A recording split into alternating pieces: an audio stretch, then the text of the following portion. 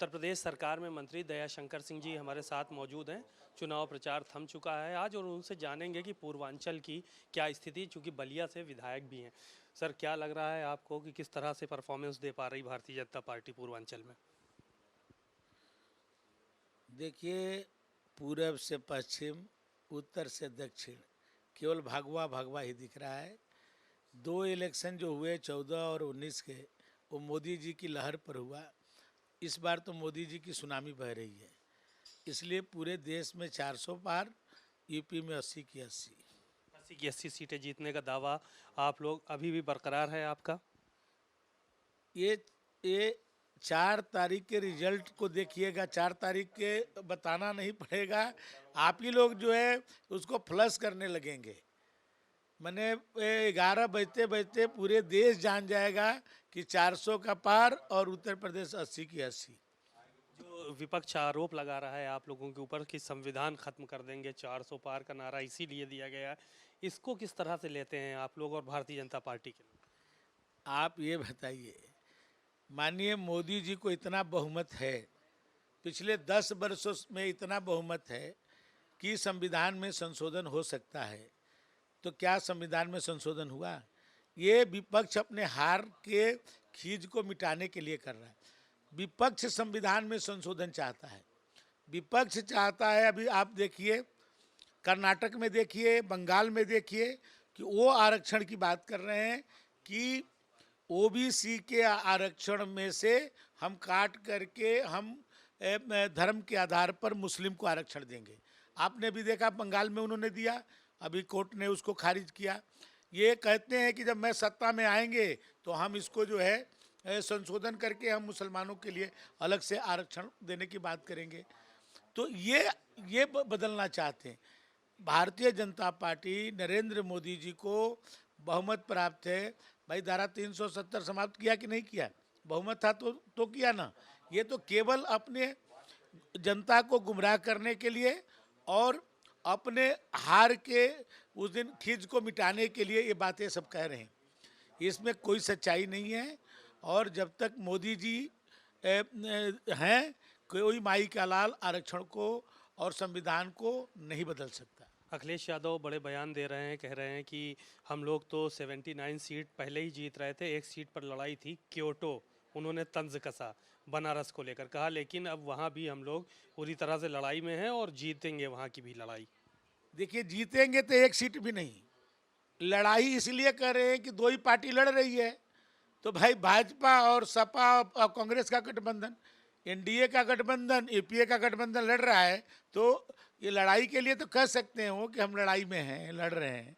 एक सीट पे कह रहे हैं, एक सीट पे कह रहे हैं। एक सीट भी नहीं जीतने वाले हैं इस बार। मैनपुरी और रायबरेली भी भारतीय जनता पार्टी जीतने जा रही है। नेताजी मुलायम सिंह जी कहते थे, संसद में बोले थे कि मैं भगवान से प्रार्थना करता हूं कि बार बार मोदी जी चुनाव जीतें और देश की सेवा करें। तो इस बार जो नेताजी की सीट है, मैनपुरी की सीट है, वो भी मोदी जी के लिए भारतीय जनता पार्टी जीत रही है।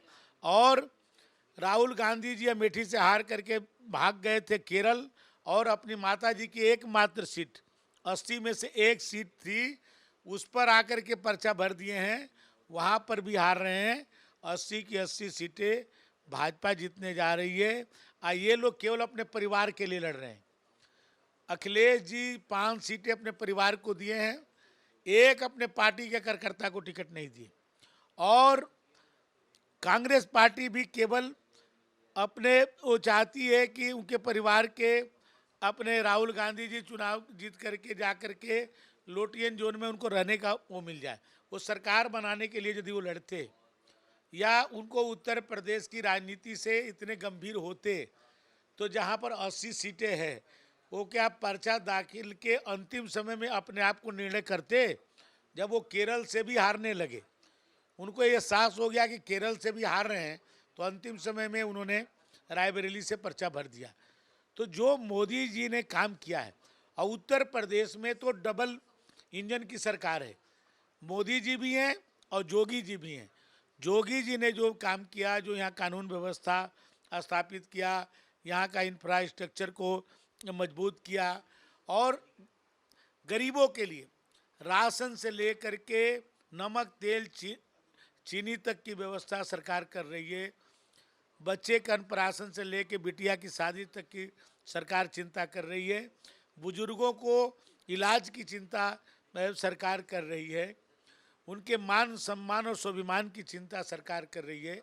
देश दुनिया में भारत को विश्व गुरु बनाने के लिए नरेंद्र मोदी जी जैसे ताकतवर नेतृत्व है।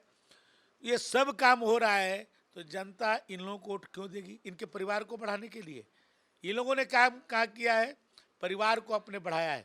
5 सीटें माननीय अखिलेश जी ने दिया, 5 अपने परिवार को, अपने समाज का दे दिया। मोदी जी के कितने भाई हैं देश की जनता नाम तक नहीं जानती होगी। अब आप जाके पूछिए, किसी नेता से पूछिए, आप भाजपा के नेता के हमें अपना माइक लगा दीजिए, आप कहो कि मोदी जी के 6 भाई का नाम बता दे, एक भाजपा के नेता नाम बता दे तो हम राजनीति बदल देंगे। या भाजपा के एक नेता उत्तर प्रदेश से जाके कहिए कि जोगी जी के कितने भाई हैं, कितनी बहन है और उनका नाम बता दीजिए, कोई बताएगा? लेकिन समाजवादी पार्टी के अखिलेश यादव जी के चाचा नहीं, पूरे भतीजा, पूरा परिवार, जीजा, अरे बहन, मौसा मौसी, सबका नाम लोग बता देंगे। लेकिन मोदी जी और जोगी जी के परिवार को बता दें तो ये लोग केवल अपने परिवार के लिए राजनीति कर रहे हैं, ये देश और समाज के लिए नहीं कर रहे। शुक्रिया। आपने दयाशंकर सिंह जी को सुना, बहुत सारी बातें उन्होंने कही और कहा कि जो समाजवादी पार्टी के लोग हैं वो परिवार के लिए अपने राजनीति कर रहे हैं, देश से कोई लेना देना इनका नहीं है। कैमरामैन अरविंद के साथ सीमा नकवी, भारत समाचार, मऊ।